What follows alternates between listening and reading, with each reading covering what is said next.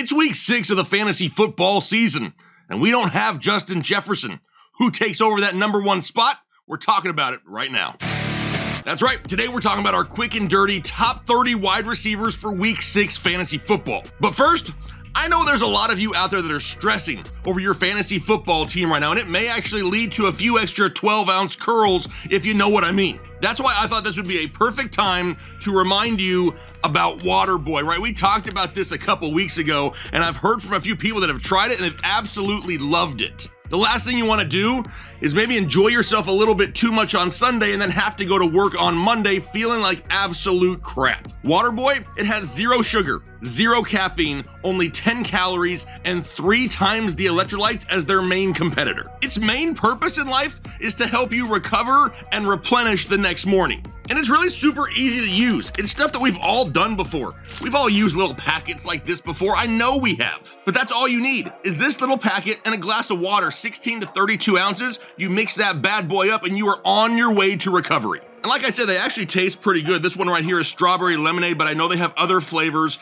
as well. We want you to check it out, but we want you to get it at a discount. So head over to waterboy.com/headliners right now and get 15% off your order at checkout by using that referral code headliners. The last thing we want is a bunch of hungover guys at work on Monday, so we're trying to help you out. So once again, head over to waterboy.com/headliners, find yourself something, find yourself a flavor you like, and then get 15% off your order using the promo code headliners. Get on the road to recovery now, just like we're getting on the road to our top 36 wide receiver rankings, and we're kicking it off at number 1.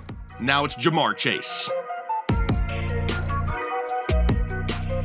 And oh, how things have changed, right? Ja'Marr Chase a couple of weeks ago was killing us in fantasy football. Now he's number 1. What happened? Well, 15 plus targets in 2 of the last 3 weeks is definitely going to be a big boost, especially when you're going up against the Seattle Seahawks, who are definitely vulnerable through the air. I got Ja'Marr Chase with a more healthy looking Joe Burrow at number 1. Number 2, it's Stefon Diggs. For me, he's about as reliable as it gets so far here in 2023. He's going to be back at home going up against the New York Giants. Number 3, this is where I have Tyreek Hill at home against the Carolina Panthers. Not the easiest of matchups, but this team, as of right now, has more total yards than any other team in history through the first 5 weeks. I got Tyreek Hill at number 3. Number 4, here we go, back towards the top, Cooper Kupp of the Los Angeles Rams, going to be at home against a lowly Arizona Cardinals secondary. We saw Cooper Kupp come back last week, have a big impact in the game, and the dude looked 100% healthy. So healthy, they shipped out Van Jefferson this week. Cooper Kupp back up at number 4. Number 5, this is where I have Keenan Allen of the Los Angeles Chargers, coming off his bye week at home against the Dallas Cowboys. Now, we said last week that the Cowboys defense hadn't really been tested. Well, they were last week by the Niners, and they got torched. Gives me a little bit of hope. I got Keenan Allen at number 5, which will take us down to number 6, CeeDee Lamb, Dallas Cowboys. A lot of talk about CeeDee Lamb so far this week. Jerry Jones wants to continue to spread the ball around. CeeDee Lamb needs more targets. Well, squeaky wheel going to get the grease this week because they're going up against the Los Angeles Chargers, and there is no team in the NFL that allows more fantasy points to wide receivers than the Chargers. I got CeeDee Lamb at number 6. Number 7, last week's matchup winner for a lot of people. It's DJ Moore of the Chicago Bears. He's got a matchup at home against the Minnesota Vikings defense, a defense that can definitely be had through the air, and DJ Moore, Justin Fields have been on fire. Number 8, it's Davante Adams looking for a bounce back where he can get more targets this week going up against the New England Patriots. Now, this may not be an easy matchup for Davante Adams, but this Patriots team right now is an absolute shambles. Number 9, it's Puka Nacua of the Los Angeles Rams going up against those Arizona Cardinals we spoke about with Cooper Kupp. We found out right away that both of these guys can coexist because they both saw 10 plus targets last week in week 5. I expect that to continue. Got him at number 9. But that'll take us down to number 10. A.J. Brown, Philadelphia Eagles, a tough matchup going up against the New York Jets. I expect him to have a little sauce on him this week.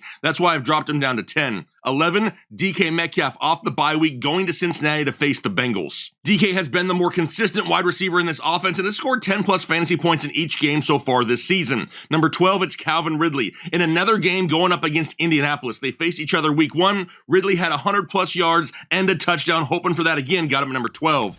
13, Amon-Ra St. Brown. Yes, a little bit lower for him as well in a matchup on the road going up against the Tampa Bay Buccaneers. He may not be 100% yet, and with the emergence of Sam Laporta, we got Josh Reynolds, we've also had the return of Jameson Williams, we may see a slight decrease in targets going the way of Amon-Ra if he isn't 100%. That's why I got him down at 13. 14, Jalen Waddle. People would definitely love more production from Jalen Waddle, but don't worry, stay calm. Last week was his first touchdown of the season and his first game with 10-plus targets. Things are looking up in a matchup this week going up against Carolina. 15, Brandon Ayuk, San Francisco 49ers, the better pass-catching option in this offense for San Francisco, an offense that nobody has seemed to figure out and been able to stop. They have a difficult matchup on the road in Cleveland, but people said last week it was going to be a difficult matchup against Dallas, and look what happened. I got Brandon Ayuk at 15. 16, this is where I have old man Adam Thielen of the Carolina Panthers. Dude has been on a tear. Now he's going to be on the road in Miami in a game in which I expect Miami to get a lead, Carolina to have to throw, hence going to love myself some Adam Thielen at number 16.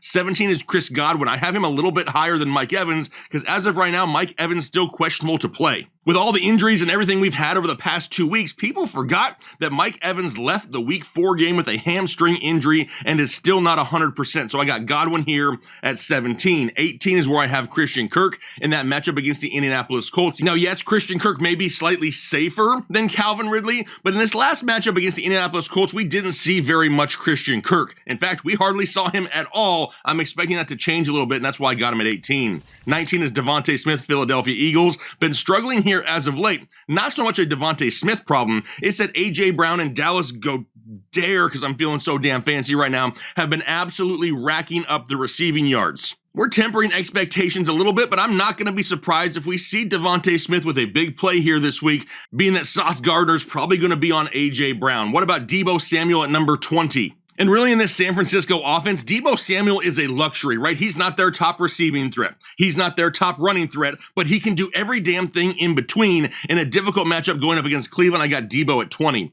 21, this is where I have Chris Olave. It's the lowest I've ranked him all season long. A little bit to do with the matchup. Houston's defense playing pretty well, but Chris Olave hasn't been able to thrive between the injuries to Derek Carr and whatever that injury was to his ankle prior to week 5. Sure, he played through it, but dude had 12 yards receiving and has only averaged 5 yards per reception now over the last 2 weeks. We need to find out what's going on in that passing offense before we boost him any higher. Which will then take us down to number 22. It's Michael Pittman, Indianapolis Colts in a matchup in Jacksonville against the Jaguars. No Anthony Richardson under center. We're going to have the mustache. It's Gardner Minshew for the Indianapolis Colts. Now, the higher touchdown upside, I still believe resides in Michael Pittman. The targets, though, a lot of them are going to migrate towards Josh Downs. That's why I've had to drop Michael Pittman down the rankings here a few spots, and we'll talk about Josh Downs here in a minute. Number 23, it's Mike Evans. I mentioned the hamstring injury earlier. How close to 100% is he? If he is 100% full go by the time of the game, him and Godwin basically going to swap spots. But then we move on to number 24, and it's Marquise Hollywood Brown of the Arizona Cardinals, a difficult matchup on the road against the Los Angeles Rams, who are pretty tough to throw the ball against. I got Marquise Brown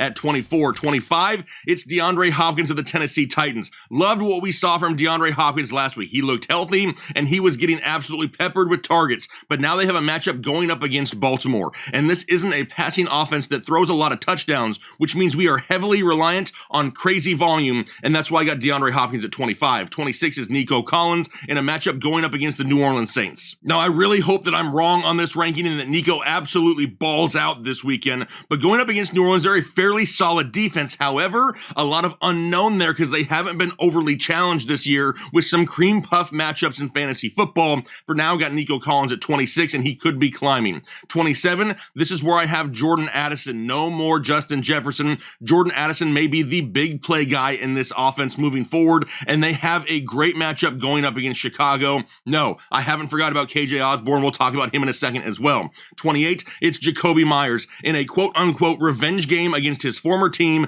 the New England Patriots. Now, Jakobi Meyers has been the safer option in the Las Vegas offense basically all season long. His ceiling may not be overly high each and every week, but the guy's averaging right around like 14 points a contest, so I got him at 28. 29 is Gabe Davis going up against the New York Giants. Both tight ends are banged up in Buffalo, and could Gabe Davis have 5 straight weeks with a touchdown? It's definitely possible in this matchup. And then number 30, this is where I have KJ Osborne. I understand that many people are going to want to have the Minnesota wide receivers a little bit higher, but until we really really see how this target share is going to work without Justin Jefferson. I don't want to make any rash decisions and throw them too high. So for right now, I got KJ Osborne at number 30. But let's really be honest, like after you cross that 25 mark in the rankings, a lot of these guys are somewhat interchangeable, so don't get upset over just a couple of spots.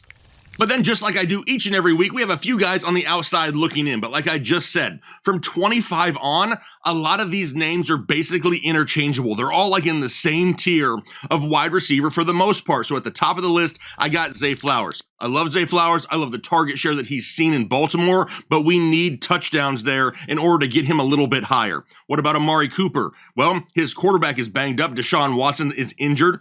I think there's some drama going on in Cleveland, and they have a matchup going up against San Francisco. That's going to be difficult. What about Garrett Wilson? Struggled last week against the Denver Broncos. He's got Philadelphia here this week. Tank Dell, still technically in concussion protocol. Do not know if he's going to be cleared or not for sure. We expect him to, but we don't know as of yet. What about Terry McLaurin? Who knows what's happened to Terry McLaurin in this offense? He was out-targeted by Logan Thomas last week. Then Josh Downs, we mentioned him earlier. He definitely sees a huge increase in targets with Gardner Minshew under center. Is it enough to really make him fantasy viable? Top 25? We'll have to wait and see. He's got that matchup against Jacksonville. Drake London actually had a couple good ball games here as of late. They just traded for Van Jefferson. I don't expect him to really be a factor this week, but they got a matchup going up against Washington, which isn't bad. Honestly, Drake London could definitely be in that 25 to 30 range as well. Cortland Sutton in a matchup going up against Kansas City. Sutton was basically shut down last week, and while this is a better matchup for him, Kansas City's a pretty solid defense, right? And we still have Jerry Jeudy there to contend with as well. What about Tyler Lockett? Hasn't really been able to find the end zone, has been pretty inconsistent in this offense as of yet, but has that matchup against Cincinnati. And then speaking of Cincinnati, what about T. Higgins and Tyler Boyd? We do not know at this time if T. Higgins is going to play. If he plays, is he going to be 100%? Probably not. But last week we saw Tyler Boyd get outscored by Trenton Irwin. Not only did he get outscored, he got out-targeted by him as well. So really, before we move them any higher, we need a little bit more clarity of who's going to be available there for the Cincinnati Bengals offense in Week 6. All right, that's going to do it for my quick and dirty top 30 wide receivers here for Week 6 fantasy football. Now, hopefully I was able to help you with a couple last-minute decisions here on your roster, but don't forget this. Always trust your gut.